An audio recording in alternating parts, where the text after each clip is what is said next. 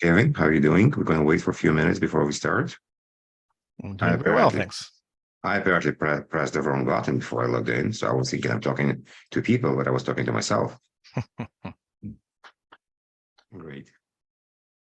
Thank you everyone for joining. I see we have quite a few people already. So we're going to give it another minute and then we're going to start.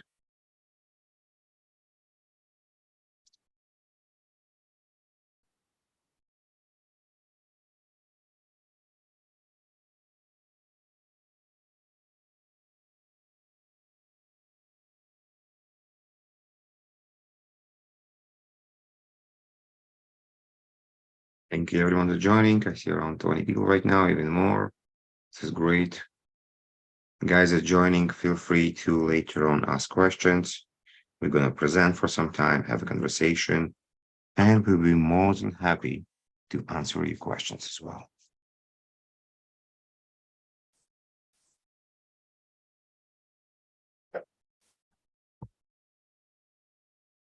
So I'm probably going to be starting, and everybody that joined will join a bit later. So hello, everyone. The Canadian Cybersecurity Network is excited to host our October webinar as part of new monthly cybersecurity topics. We had quite a lot of monthly webinars already. It was a great success, and we are very happy to see you joining us today.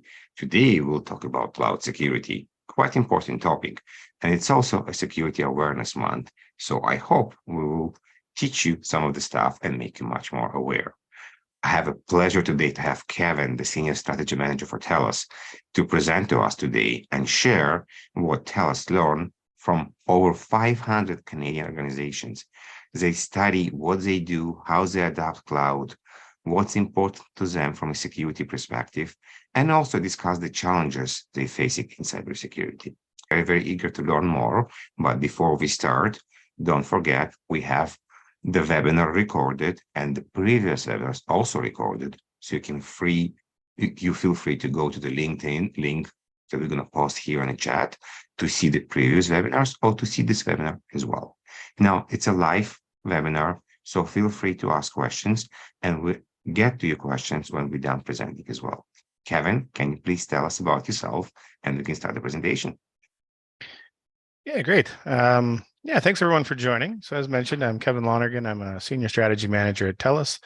I'm part of the team that worked towards publishing the Canadian Cloud Security Study, the TELUS Canadian Cloud Security Study. And what we're sharing today are some of the insights. Of course, it's a really excellent document that goes into a lot more detail than I can here, but hopefully we can spark some interest and maybe provide you with some stats and data points that might be able to help you get additional funding and buying in from the board. For instance, any of the data points here could be leveraged to compare yourself to your peers in market and show what they're doing versus what you're doing as well. So with that said, I will just jump into the study itself. So the study that we did this year, it's a follow-up to the ransomware study we did last year. If you're interested in learning more about ransomware specifically, the other study can be found on our website as well and goes into detail there. But in terms of cloud security, what we did is we partnered with IDC Canada, so one of the leading worldwide research firms. We ran a study that included, a survey that included over 500 different Canadian organizations. And so quickly in terms of the demographics, you can see here that we had, at least on the right-hand side, coast-to-coast representation, so organizations in BC out to the Atlantic provinces. And we included organizations as small as 100 employees and as large as our largest institutions operating in Canada with thousands.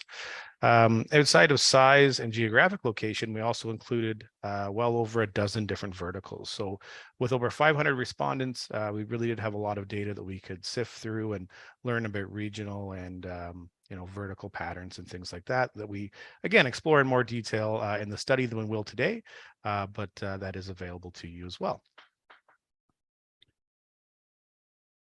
All right, so let's start off by looking at the state of cloud adoption in Canada. The team and I, when we were putting together the study, one thing we recognized from our research is that there wasn't a whole lot of regional data on what Canadian organizations were doing with respect to cloud. So we'll sort of set the stage by talking about adoption, and then we'll dive into how we're securing our cloud environments a little bit later. And so one of the interesting data points that we found from the study is that what has happened is we've reached a tipping point in Canada. And what we mean by that is that now we have more than half of our data is stored in the cloud. So there's more data living in the cloud than on our on-premise environments, which is a pretty big shift from what's been happening historically. Even though we have more data in the cloud, again, what's interesting is that we're actually somewhat hesitant to put our most sensitive data in the cloud today. So if you look on the right-hand side, you can see only about 14% of Canadian organizations are putting confidential data like PII into the cloud, or highly sensitive data like intellectual property. And so there's this theme that we'll talk about and discuss today. And it's this theme that organizations are still more confident securing on-premise environments. And because of that, they're keeping a lot of their sensitive data there as well. And by the end of the presentation, we'll sort of explore, how that may not be the best solution because cloud security and on-premise security are very closely tied together. Now, some of the key themes we saw with respect to cloud adoption are outlined here. The first one is that multi-cloud is now the new normal for Canadian organizations. And so you can see here that the number of public cloud providers that organizations are using are above 2, whether it's enterprise and large organizations, medium, or even small. So we're using multiple CSP environments, and our data is more distributed than it ever has been before. The second key theme is that we are deploying a wide variety of workloads to the cloud. We asked about over a dozen different workloads. There was no particular one that they were uncomfortable moving to the cloud, but there were a few that stood out in terms of having higher adoption. So data management, things like databases, there's strong adoption of workloads and applications for things like data backup, archiving, as well as infrastructure management. And then email and messaging is another application that we are using significantly within the cloud as well. On the right-hand side, you can workloads into the cloud, right? And so in terms of rankings, how we're moving those workloads, the number one way is we're lifting and shifting. So we're taking existing on-premise workloads and we're just simply moving them into the cloud without doing things like refactoring or re-architecting. And so all that means in simple terms is we're not changing the code or editing the workload so that it takes advantage of some of the benefits of the cloud. It's a simple lift and shift. Outside of refactor and re-architect, we see fewer and fewer organizations as we go down the list. And there's only about 16% of orgs that decide to replace an on-premise workload with its cloud equivalent when they do that migration. Now, when we did the study, the team and I thought that organizations that are lifting and shifting, they're going to have a lot more cybersecurity issues than those that are refactoring or re-architecting or even replacing, right? Because they're not really taking advantage, and that workload wasn't necessarily made for the cloud. But what we'll see as we go through today is that it's not necessarily how you migrate that workload, which methodology you use here, but more so sort of the frameworks that you reference and the processes around what you reference as you move that from a cybersecurity standpoint. And we'll talk about that a little bit later as well.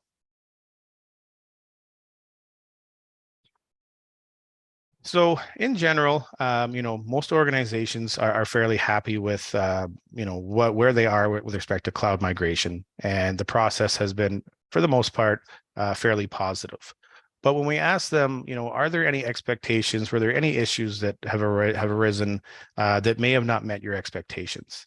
And 90%, or almost 90% of organizations mentioned that in terms of what they thought the cloud would give them, they weren't met. And the number one was improved cybersecurity, right? So they expected the cloud would provide better security. And in fact, what we found is their security has actually gotten worse since doing those migrations. Similarly, with improved IT management and agility and cost savings, for some of these organizations, this has not been recognized. And we'll go through this again in more detail, but the idea is that once you start using various different clouds and you embrace multi-cloud, things get very complex very quickly, and it's hard to secure and it's hard to manage. All right, I'll pause there for 1 second if there's any questions. Actually, Sure, Yeah, go I ahead. have a question, Kevin. So there was a couple of interesting things. One, you mentioned about how many SMBs, small companies, actually moving to cloud, and the second part was the multi-cloud part. So maybe if you can explain the multi-cloud cloud, why people actually want to have multi-cloud, because it sounds like it's more harder or it will require much more work to do it. Yeah.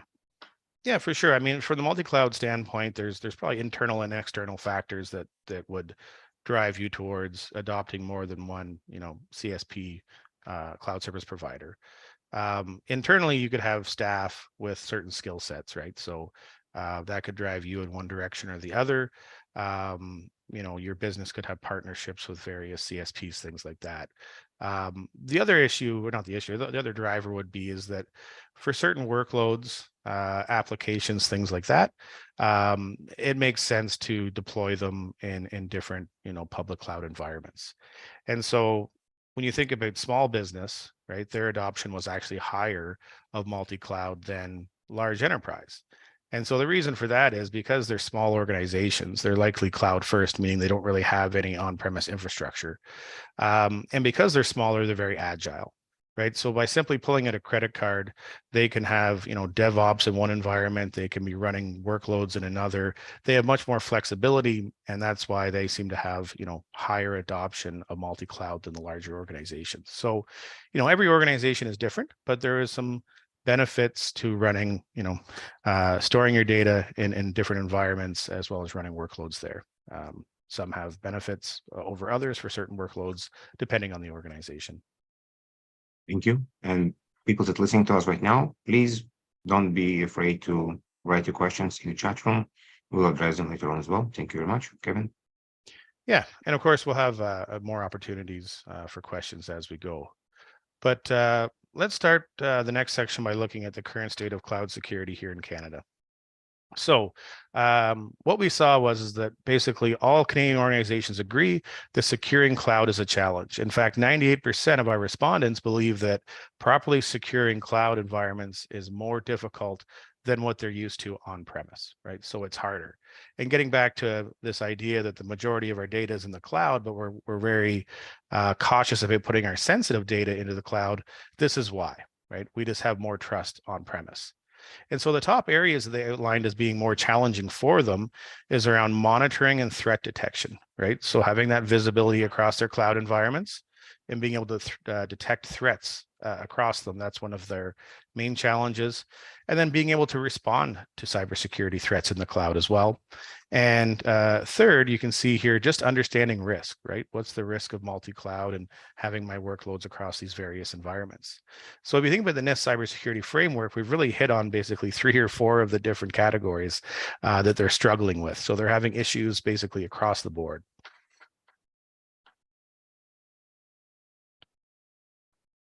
And here we're looking at sort of the effect that some of this inability and the lack of being comfortable with cloud is having on Canadian organizations.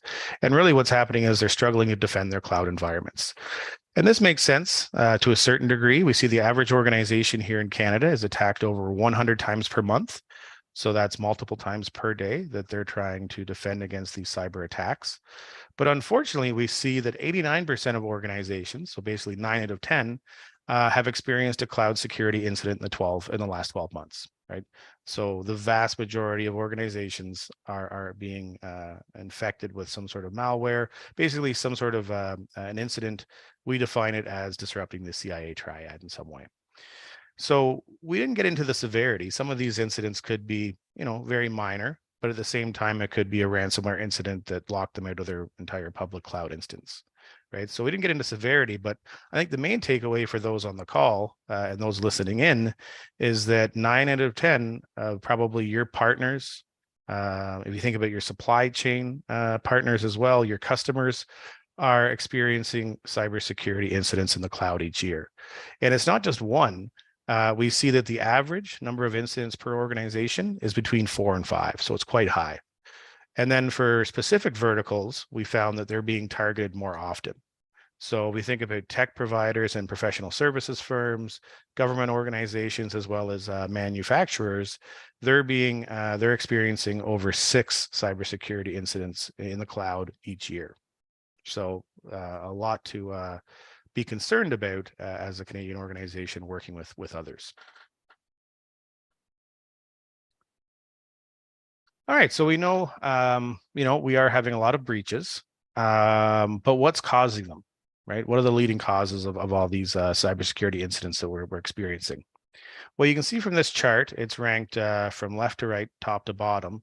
These are what organizations have indicated are happening that's causing them to have these incidents.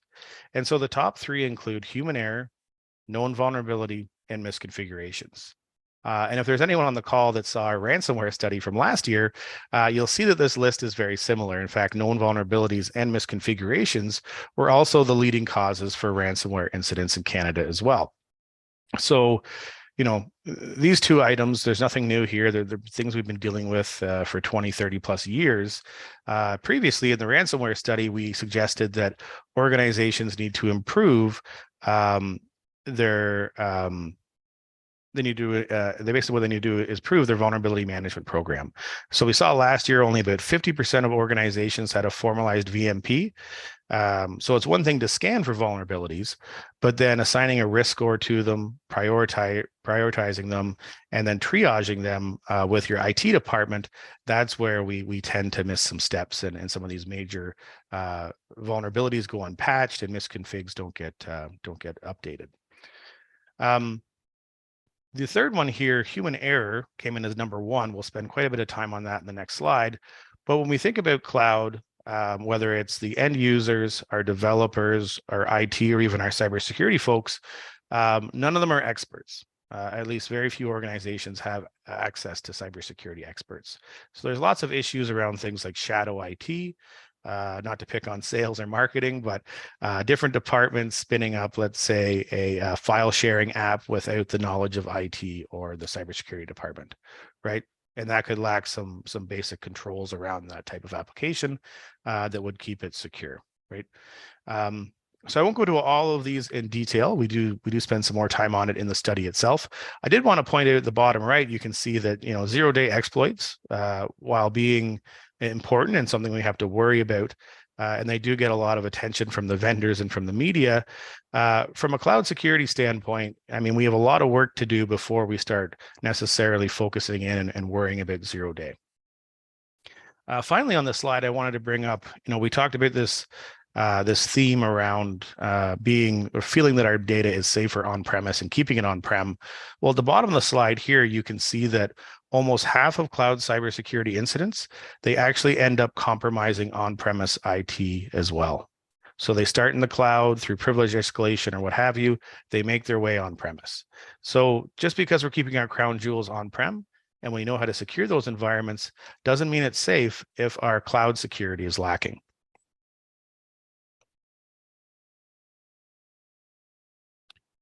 All right, so now we're going to go through and we're going to look at the data from basically a people, process, and technology standpoint. And again, the number one reason why we're being infected or breached today is because of human error. So the human component here is very interesting.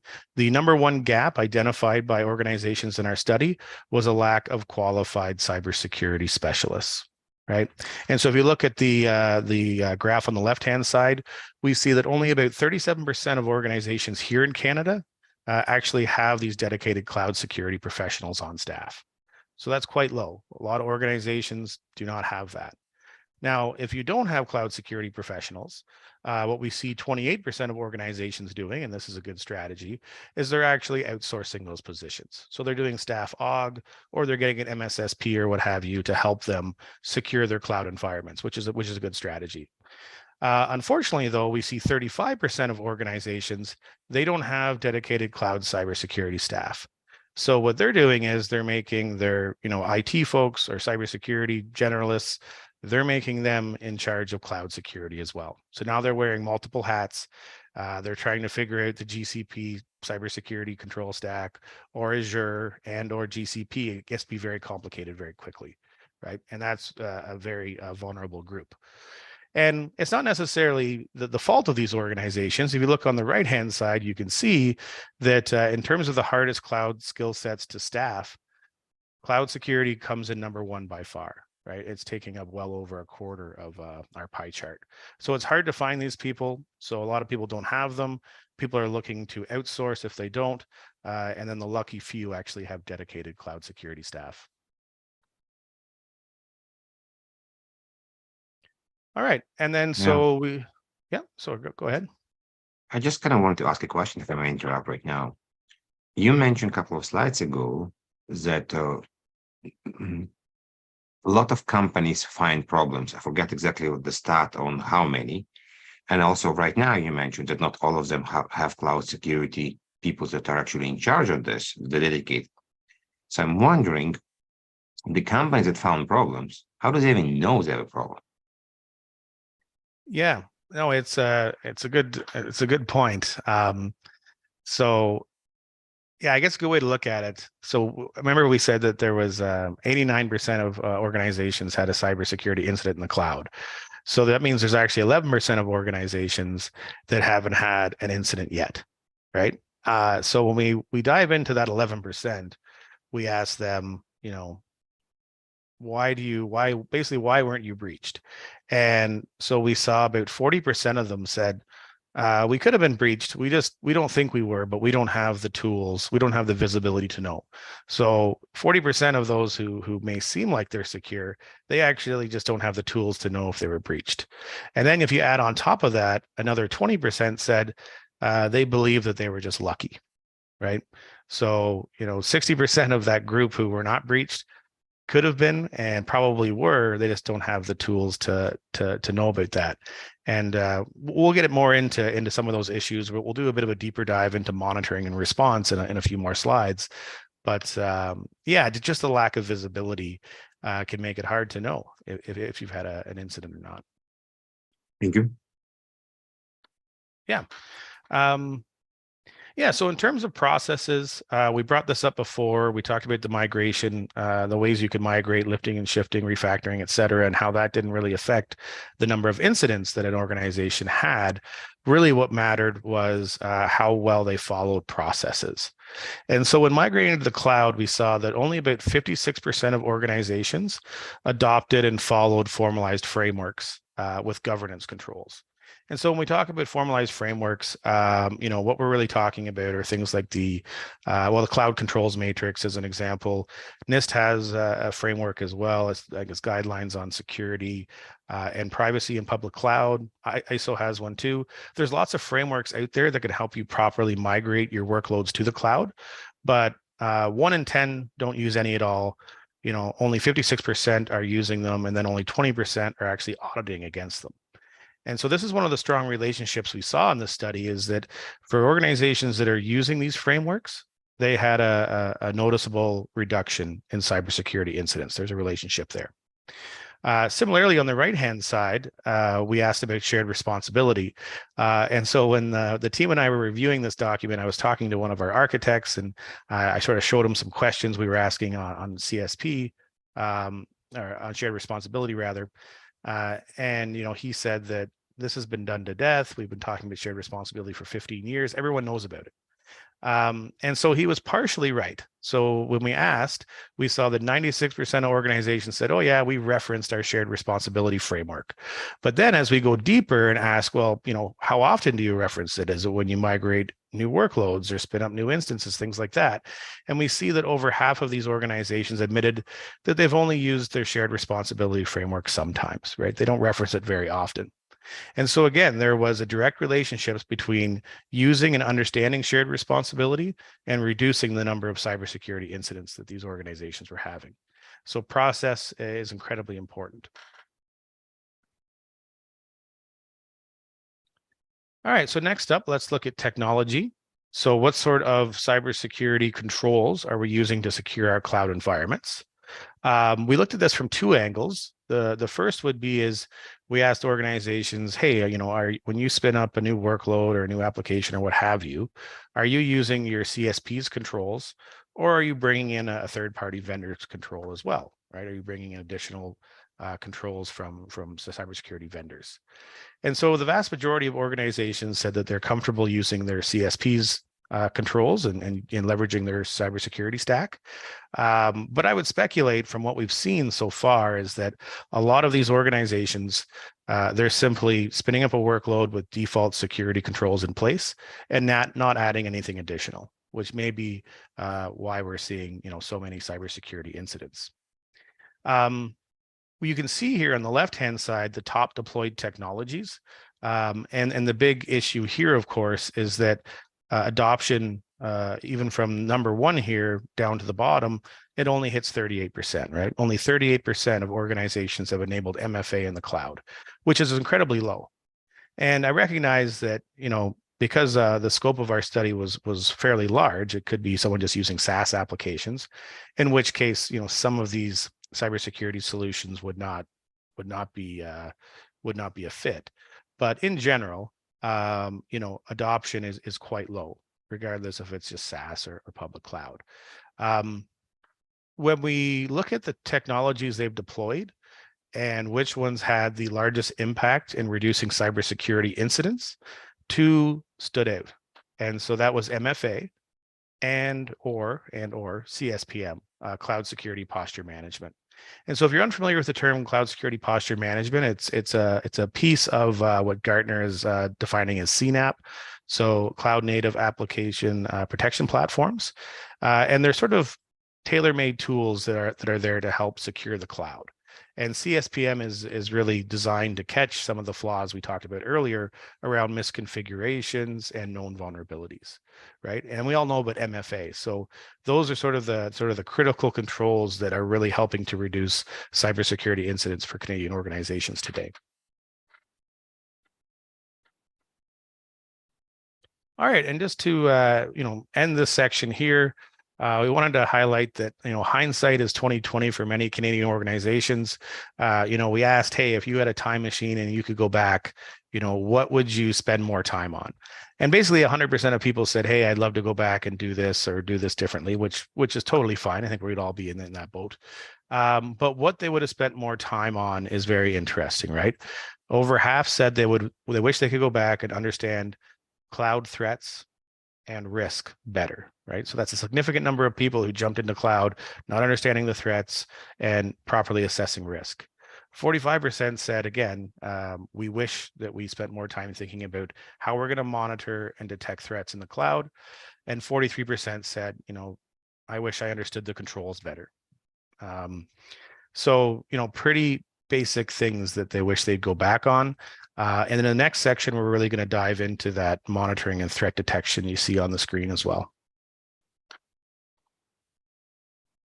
Or I guess two sections, sorry. Yeah. So we know we're having a lot of incidents. We've sort of highlighted why that is, some of the places where we're sort of deficient.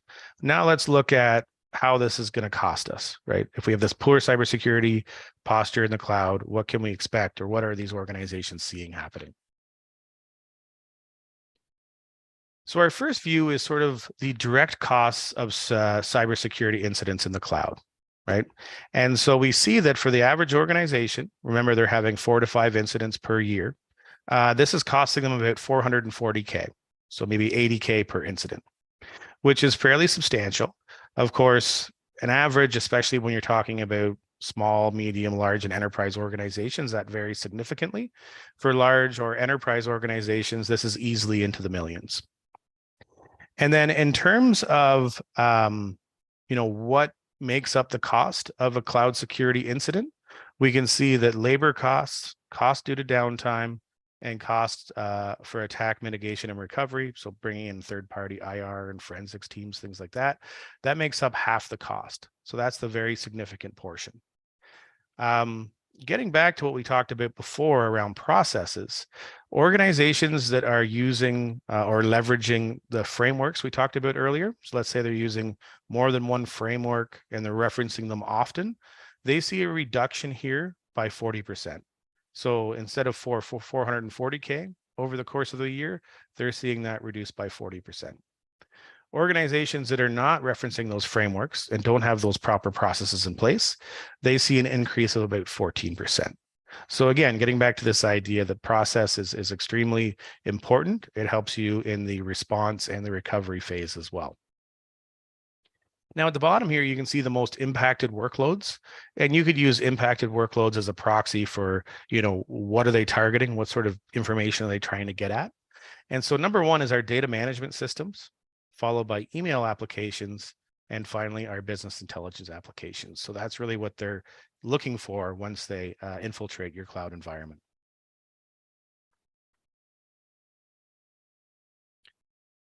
Okay, and so in the paper, we make this argument that the real cost of a cybersecurity incident, it could actually be your organization's future.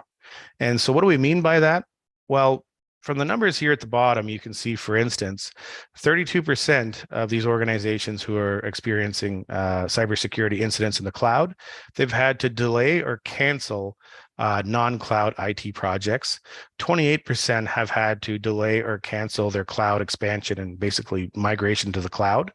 And that's on top of, lost revenue, productivity, loss of customer trust, et cetera.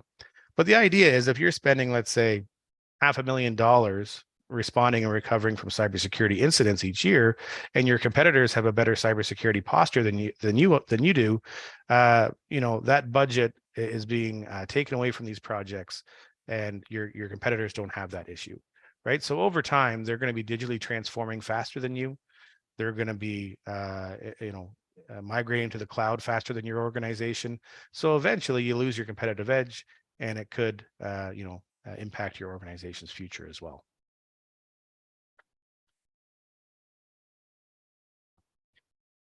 Okay, so detecting and responding to cloud security incidents, detection and response has come up probably 3 or 4 different times by now. So let's dive into that and figure out what exactly is going on here.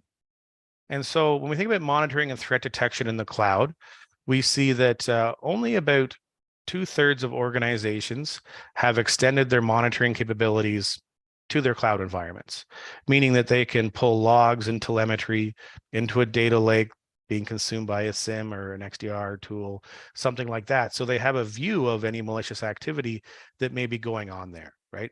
So that means 1/3 have basically zero visibility, which is a very, again, vulnerable place to be.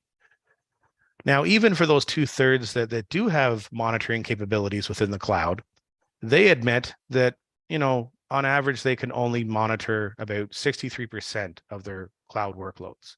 So even though they have the capabilities, they can't see across their whole cloud environment either. So again, another very vulnerable place to be.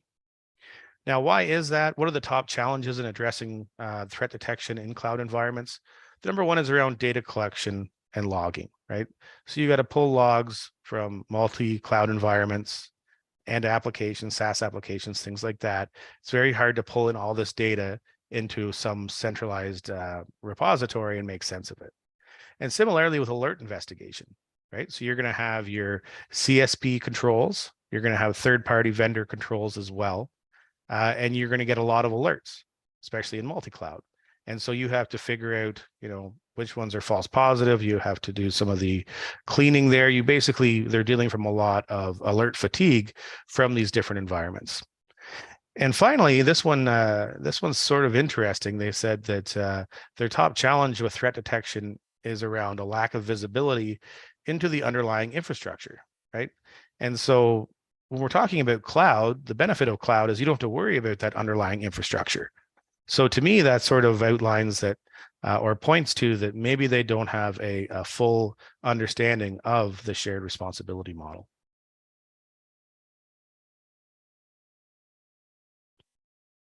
And so what happens when you aren't monitoring your cloud environments and your SaaS applications? Well, if you don't see malicious activity, then that means that someone else is going to. Right? So 45% of cybersecurity incidents were actually detected outside of the IT and cybersecurity departments. So that means that internal staff are going to go access a database or some cloud resources, and they're going to find, for instance, that there's a message saying that data has been encrypted, right? The cloud service provider is going to contact you and say, hey, we've seen malicious activity inside your cloud instance. Or in even worse, probably an external party is going to come to you. Maybe a vendor says, hey, you've infected me, and end user's been infected. That's probably the most damaging. So the idea is, without proper visibility, we're going to, we're basically going to have these issues where others are finding our deficiencies for us. In terms of the tools on the left-hand side, you can see that SIM is one of the most popular tools, or one of the more effective tools for detecting these incidents, as well as XDR and MDR. It's interesting, in our previous study on ransomware, XDR and MDR was one of the top tools finding ransomware on organizations' environments, and it's lesser here. And I think the main reason is that we're just not extending those platforms' capabilities into the cloud today. And finally, on to response. We see here, we had that group who stated they did not have a cybersecurity incident in the last year, that 11%. And we asked them a hypothetical. We said, hey, how long do you think it would take for you to respond to an incident if it were, hypothetically happening to you? And they said, oh, we could respond to that in hours, maybe a day max. And then, of course, we asked the group that's been dealing with these cybersecurity incidents, and they said the reality is it's taking them about 3 days just to respond. That's not to recover, just to respond to it and get on top of it. And one of the main reasons why it's taking a little bit longer there is that only 57% of these organizations have a incident response plan that's been periodically updated and tested, right? And we just had an interesting presentation from a large organization that just went through a massive ransomware incident. And they said when it happened, they never opened up their IR playbook because it was so out of date, right? So it needs to be up to date, or it's basically useless. Now, if you look at the far right, you can see that for 9 out of 10 organizations that had this up-to-date plan for incident response, they were actually able to respond to that incident in less than 24 hours. So basically, they've tripled their response capabilities by having that up-to-date plan. And in the middle, the last point here is that when you think about our cloud service providers, and when we find ourselves in this, response stage, 86% of organizations said that they were satisfied with the support that they got from their CSP while they were responding to an incident. Now, of course, your CSP is not going to, be a full IR or forensics firm, but they will, at least the support that they were giving was satisfactory. So that's good to see our CSPs stepping up, and helping Canadian organizations when they need it. All right, so that brings us to the end. I have one more slide here where we're going to go over what could be done, what our suggestions are to secure our environments. I'll pause there if there's any other questions. Otherwise, I'll dive in and wrap things up. Sounds good. We have a few questions from the audience, and if they didn't ask a question, guys, feel free to ask questions. I'll ask a question myself, and then we'll ask some questions from the audience as well. You mentioned a lot of different tools, and I think it would be overwhelming for people to start. So if you can choose a one tool, or what is going to be the, I guess, best money for the services, to start with, especially for small, medium business. Yeah. So, if we're talking about technology specifically, I think probably what would be most cost effective would be around MFA, because I think a lot of that is usually included, or at least some of it's included probably with what you're consuming with your CSP today. But outside of that, I think that thinking back on the issues around misconfigurations and patch management, things like that, that's really where CNAP comes in, and particularly the cloud security posture management solutions. They really help you sort of improve your posture by highlighting some of the, I guess, more of the simple things you can do, as well as the more advanced issues you may have. But it's a great starting point to identify those misconfigs as well as those known vulnerabilities. Thank you. Question from the audience. We mentioned a lot about cloud security. How about application security? How much it tied to cloud security? And I'm guessing going to be depending on the type of company you are. Yeah. Yeah. So, I mean, in the study, we didn't differentiate necessarily. Obviously, there's different controls and processes between public cloud as well as application security. Again, I think if you were to my one suggestion would be is to spend time maybe trying to learn more about CNAP and more on the workload protection side of things. There is controls and methodologies to help you with developing those applications as well as running them securely as well. But I mean, a lot of what we talked about today, at least the principles we've talked about, would apply whether we're talking about SaaS applications, application development, or public cloud. Thank you. I have a question from Greg here about ransomware. It's quite important because we have ransomware on-prem, but we also have ransomware in the cloud. So what's the base to stop them? Or is there any particular tools you can recommend or approaches for that? Yeah.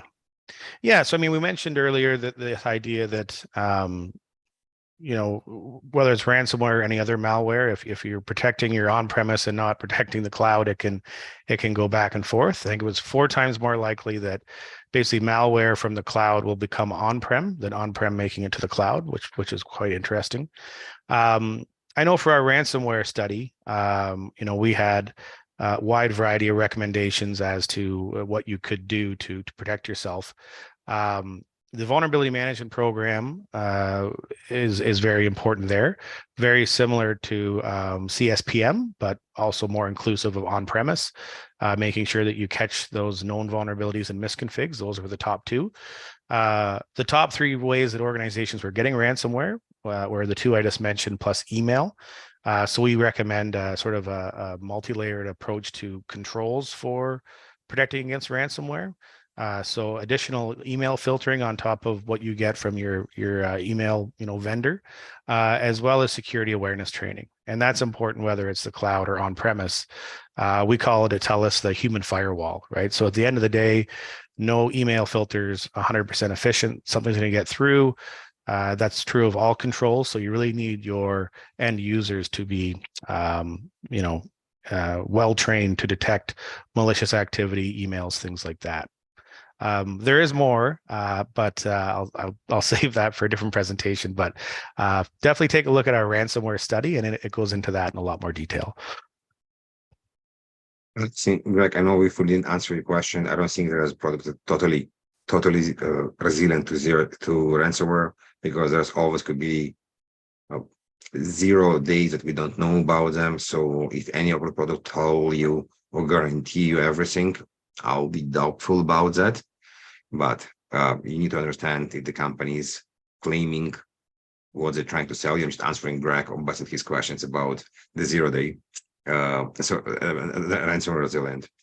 We have another question from Muhammad here from LinkedIn. Thank you for asking the questions.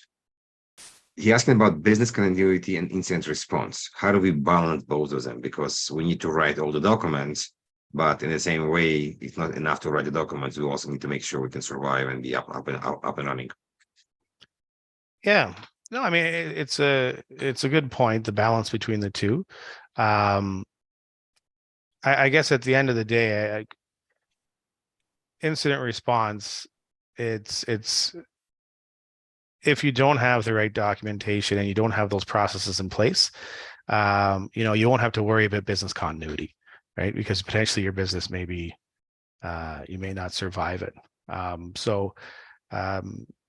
Whether it takes bringing in a third party or consulting with someone to help get that IR plan and strategy in place, the data kind of speaks for itself.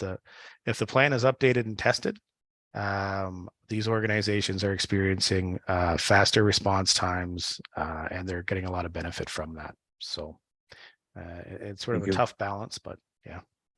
I have more questions from Muhammad. So Muhammad, thank you. I see you on the roll. Anybody else, feel free to ask more questions. Supply chain risk, this is a big one. What are the common recommendations relating to the supply chain risks? Yeah, that's a good question. And I don't know if I'm the expert to go over it all. When it goes down to supply chain and even, I guess, at a higher level, third-party partners, I know a lot of organizations will send out questionnaires to try to understand what the risk profile of those organizations are. But I'm not sure what could be done additionally, whether you can get, third parties involved to do things like a threat risk assessment, things like that. But yeah, it's definitely becoming more of an issue. I mean, if you think back and we talked about 9 out of 10 organizations have had a cloud security incident, is that affecting you? What type of data do they have on your organization? That sort of thing.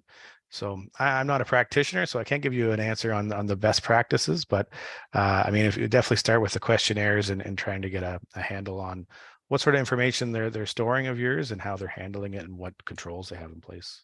Yeah, I can add something from my perspective. So supply chain could come from if you develop it inside the company, what kind of libraries are you using? So we need to understand if you're using open source libraries, are you scanning them? Do you understand what's happening there? Do you understand an update on this open source libraries when you actually deploy them? There's a new way. So this is one way of supply chain. Another supply chain could come from third-party management. If you're working with third-party companies, and you probably are, as Kevin mentioned, what kind of questionnaire, how is your risk platform done? What do you ask them? How do you understand what kind of data they're touching? There's also a lot of frameworks that help you there as well. SOC 2 is one of the approaches that mainly used to understand working with third-party companies and supply chain in the case as well. So hope both our answers answer your question as well. Oh, another question we have here about generative AI applications and cloud. I'm not sure how much generative AI and cloud security applies here. I think it's a general part and you need to have a policies around it. But Kevin, do you want anything to add here? Yeah, I mean, I think generative AI is super new, and I don't think we all have a full handle on what the repercussions are going to be. But I mean, thinking about phishing scams in general and social engineering, you put those together with generative AI, and it's going to cause a whole bunch of problems. Now, if I had the solution, I probably wouldn't be here today speaking with you guys, but definitely going to be a revolutionary issue for cybersecurity and cloud. Another question, it's about vulnerability of medium level or VSS 5. So this webinar is more about cloud security than just all vulnerabilities. I think what you want to do with vulnerabilities is to understand how many you have and have a risk approach of how you're gonna grade them and prioritize them based on the usage as well. And I know in the question here mentioned about developers. Developers needs education. They not always want to do stuff and security. So this is a different approach and probably a different webinar. We more than happy to maybe to talk to you after that, Muhammad, and answer these questions as well. So great. I don't think we have any more questions. So this was great. And Kevin, you really provide a lot of information. So thank you very much. And for everybody that's watching, thank you very much. It was great to have you here today. And this webinar is recorded. So please, you can go to the website, the Canadian Cybersecurity Network /learn/events to have the information about that. And you can scan this QR code if you have more information about the study as well. And thank you very much for coming here today, Kevin. Kevin, thank you very much for presenting. Very good and a lot of information. And everybody that listened, ask questions. Well, don't forget to check our webinars in the future as well. So thank you, everyone. Thanks, everybody. And yeah, thanks for having me. Appreciate it.